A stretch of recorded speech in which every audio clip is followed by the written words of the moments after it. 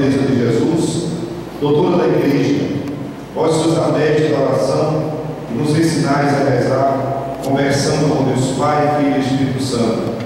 Ajudai-nos a rezar com fé, com confiança, sem nunca duvidar da bondade divina.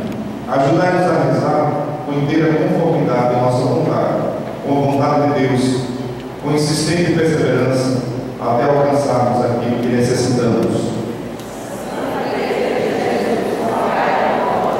Ó Santa Teresa de Jesus, fazei-nos fiéis à nossa oração da manhã e da noite e a transformar em oração o cumprimento de nossas tarefas em cada dia.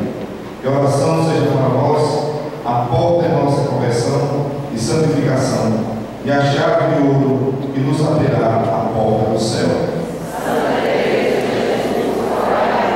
Ó Santa Teresa, Virgem Esposa de Jesus crucificado, permiti que, imitando-vos perfeitamente, possamos cumprir a vontade e ganhar a amizade de Deus antes de buscar as alegrias do mundo.